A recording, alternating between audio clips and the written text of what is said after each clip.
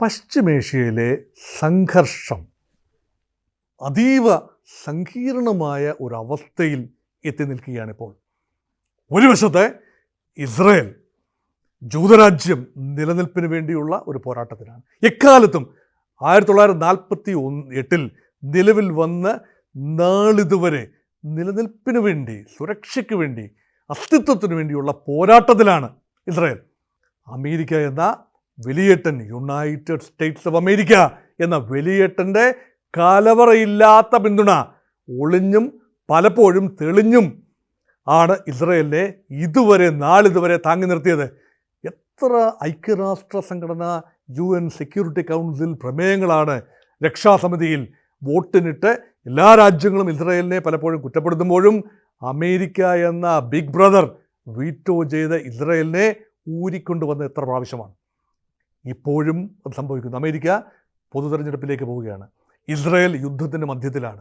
മധ്യപൗരസ്ത്യ പ്രദേശത്ത് ഇസ്രയേലിൻ്റെ അസ്തിത്വം അംഗീകരിക്കാത്ത ഹമാസ്, ഹിസ്ബുള്ള ഇങ്ങനെയുള്ള തീവ്ര ഗ്രൂപ്പുകൾ, they are non state actors. Israel എന്ന രാഷ്ട്രം, ദ സ്റ്റേറ്റ് ആക്ടറിനെ അംഗീകരിക്കാത്ത തീവ്ര വിഭാഗങ്ങളായ, റാഡിക്കൽ ഇസ്ലാമിസ്റ്റ് വിഭാഗങ്ങളായ, അല്ലെങ്കിൽ ഷിയ മിലിഷ്യകളായ, ഇറാൻ്റെ പിന്തുണയോടുകൂടി പ്രവർത്തിക്കുന്ന ഹൂതികൾ യമനിലേത്, അതുപോലെ ഹിസ്ബുള്ള ലെബനനിലെ, അതുപോലെ ഹമാസ് എന്ന സംഘടന, അത് പലസ്തീനിൽ പ്രത്യേകിച്ച് ഗാസയിൽ പ്രവർത്തിക്കുന്ന സംഘടന, ഈ സംഘടനകളെല്ലാം ചേർന്ന് ഇസ്രയേലിനെ വരിഞ്ഞു മുറുക്കുന്ന ഒരു കാഴ്ച. അപ്പോൾ സ്വാഭാവികമായി ഇസ്രയേൽ പ്രതികരിക്കും.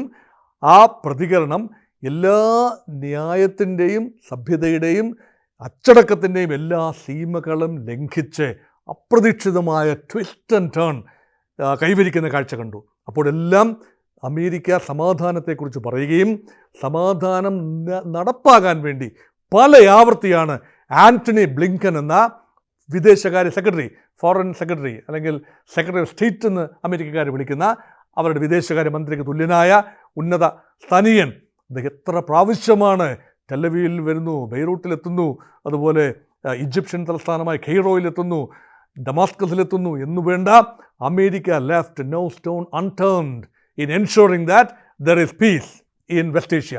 പക്ഷേ അത് പുറമേ. പക്ഷേ അകത്തെന്താണ്? ഇസ്രയേൽ വിജയിച്ച് കാണണം, ജൂതരാഷ്ട്രം നിലനിൽക്കണം. കാരണം ജൂതരാഷ്ട്രത്തിൻ്റെ നിലനിൽപ്പും അമേരിക്കയുടെ തന്നെ നിലനിൽപ്പും അഭേദ്യമായി ബന്ധപ്പെട്ടിരിക്കുന്നു. യഹൂദൻ നൽകുന്ന ഐഡിയാസ്, യഹൂദൻ നൽകുന്ന ടെക്നോളജിക്കൽ പിൻബലം, യഹൂദ സയൻറ്റിസ്റ്റുകൾ, യഹൂദ ബിസിനസ്സുകാർ, അവർ അമേരിക്കയ്ക്ക് നൽകുന്ന സോളിഡിറ്റി, യഹൂദ ലോബി, ഇവരെല്ലാം ചേർന്ന അമേരിക്കയ്ക്ക് ഉള്ളിലുള്ള യഹൂദ ലോബി അമേരിക്കൻ ഡിസിഷൻ മേക്കിംഗ് അപ്പാരറ്റസിനെ, അവരുടെ തീരുമാനങ്ങൾ എടുക്കുന്നതിനെ പ്രേരിപ്പിക്കുന്നു. എപ്പോഴും ആത്യന്തികമായി ഡെമോക്രാറ്റുകൾ പ്രസിഡൻഷ്യൽ തെരഞ്ഞെടുപ്പിൽ ജയിച്ചാലും റിപ്പബ്ലിക്കന്മാർ ജയിച്ചാലും യഥാർത്ഥത്തിൽ അമേരിക്കയുടെ മനസ്സ്, അമേരിക്കയുടെ തീരുമാനങ്ങൾ, അമേരിക്കയുടെ ശക്തി ജൂതരാഷ്ട്രത്തോടൊപ്പമാണ്. ചരിത്രപരമായി ഇന്നങ്ങനെയാണ്, നാളുകളിലും അങ്ങനെ തന്നെ ആയിരിക്കും. ഡൊണാൾഡ് ട്രംപ് പ്രസിഡൻഷ്യൽ ഇലക്ഷൻ ജയിച്ചാലും കമലാ ഹാരിസ് ജയിച്ചാലും യഥാർത്ഥത്തിൽ അമേരിക്കൻ ഡിസിഷൻ മേക്കിംഗ് സിസ്റ്റത്തിൽ പ്രോ ഇസ്രയേൽ തീരുമാനങ്ങളെ ഉണ്ടാവൂ. ഇപ്പോഴിത് അമേരിക്കൻ പ്രസിഡൻഷ്യൽ ഇലക്ഷൻ്റെ ഒരു വക്കിലെത്തി നിൽക്കുകയാണ്. അമേരിക്കയെ സംബന്ധിച്ചിടത്തോളം ഇസ്രയേൽ എന്ന തങ്ങളുടെ തന്നെ വേണ്ടപ്പെട്ട രാജ്യം, തങ്ങൾ ഏറ്റവും അധികം എതിർക്കുന്ന, തങ്ങൾക്ക് ഏറ്റവും തലവേദനയുണ്ടാക്കുന്ന ഇറാൻ്റെ സഹായത്തോടുകൂടി ഇസ്രയേലിനെതിരെയും ഒരു പരിധിവരെ അമേരിക്കയ്ക്കെതിരെയും തന്നെ പ്രവർത്തിക്കുന്ന ആ മേഖലയാകെ അസ്ഥിരപ്പെടുത്തുന്ന മിലിഷ്യകൾ, ആ മിലിഷ്യകളെ തകർക്കാൻ വേണ്ടി ഇസ്രയേലിന് എല്ലാ സഹായവും അമേരിക്ക ചെയ്യും.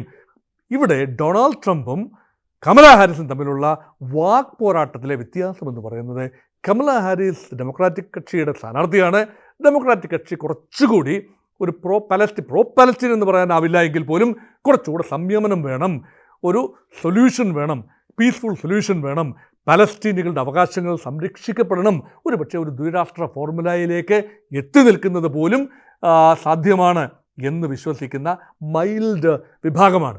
അവരുടെ പിന്തുണക്കാരിൽ ഏറെ പങ്കും കറുത്തവർഗ്ഗക്കാർ, അറബി വംശജർ, മുസ്ലിം വിഭാഗക്കാർ, അമേരിക്കയിലെ മുസ്ലിങ്ങൾ ഒക്കെ പൊതുവേ വോട്ട് ചെയ്യാൻ സാധ്യതയുള്ളത് ഡെമോക്രാറ്റിക് പാർട്ടിക്കും കമലാ ഹാരിസിനുമാണ്. അതിന് എക്സെപ്ഷൻസ് ഉണ്ടാകാം. അതേസമയം റിപ്പബ്ലിക്കൻസ്, ഡൊണാൾഡ് ട്രംപ് പ്രതിനിധാനം ചെയ്യുന്ന റിപ്പബ്ലിക്കൻ പാർട്ടി കുറച്ചുകൂടി ഹാർഡ് ലൈൻ നിലപാടാണ്. ആ നിലപാടനുസരിച്ച് കഴിഞ്ഞ ദിവസം ഡൊണാൾഡ് ട്രംപിൻ്റെ ഉഗ്രമായ പ്രസ്താവന ഉണ്ടായിരുന്നു. എന്താണ്? കമലാ ഹാരിസ് ജയിക്കുകയാണെങ്കിൽ ഇസ്രയേൽ എന്ന രാജ്യം ഭൂമുഖത്ത് നിന്ന് തന്നെ തുടച്ചു നീക്കപ്പെടും. അതായത് പാലസ്തീൻ ഇസ്രായേലിൻ്റെ മേൽ കയറി നിരങ്ങിയാലും അമേരിക്ക ഒന്നും ചെയ്യില്ല കമലാ ഹാരിസിൻ്റെ നേതൃത്വത്തിൽ. അങ്ങനെയൊന്നുമല്ല സംഭവിക്കുന്നത്. എനിക്കറിയാം, എൻ്റെ ഒരു അഭിപ്രായത്തിൽ എനിക്ക് തോന്നുന്ന ഒരു കാര്യം ഇതാണ്, അമേരിക്കയുടെ പോളിസിയാണ് പോളിസി. ട്രംപിൻ്റെ പോളിസി എന്നോ കമലാ ഹാരിസിൻ്റെ പോളിസി ഒന്നും അല്ല. ആ പോളിസി എന്ന് പറയുന്നത് ഡീപ് സ്റ്റേറ്റ് അമേരിക്കയുടെ പോളിസിയാണ്. അവിടെ ട്രംപും കമലാ ഹാരിസും എല്ലാം ഒരേ തോണിയിൽ തന്നെയാണ്. ആത്യന്തികമായി അമേരിക്കയുടെ ബിസിനസ് ഇൻട്രസ്റ്റ്, പൊളിറ്റിക്കൽ ഇൻട്രസ്റ്റ്, അതുപോലെ അമേരിക്കയുടെ ആത്യന്തികമായ വ്യാപാര വ്യവസായ താല്പര്യങ്ങൾ, ഇതെല്ലാം പ്രതിനിധാനം ചെയ്യുന്ന മറഞ്ഞിരിക്കുന്ന ശക്തി കേന്ദ്രമാണ്, ശക്തി സ്രോതസ്സാണ് ദ ഡീപ് സ്റ്റേറ്റ്. അപ്പോൾ ആര് ജയിച്ചാലും, കമലാ ഹാരിസ് ജയിച്ചാലും ഇസ്രയേലിനെ പിന്താങ്ങുന്ന ഒരു നിലപാടുണ്ടാകും. അതുകൊണ്ട് അമേരിക്ക ഇടപെടുന്ന ഒരു ബ്രോക്കേർഡ് പീസ് ഇനിഷ്യേറ്റീവ് ഇന്ന് സാധ്യമാകും എന്ന് കരുതാനാവില്ല.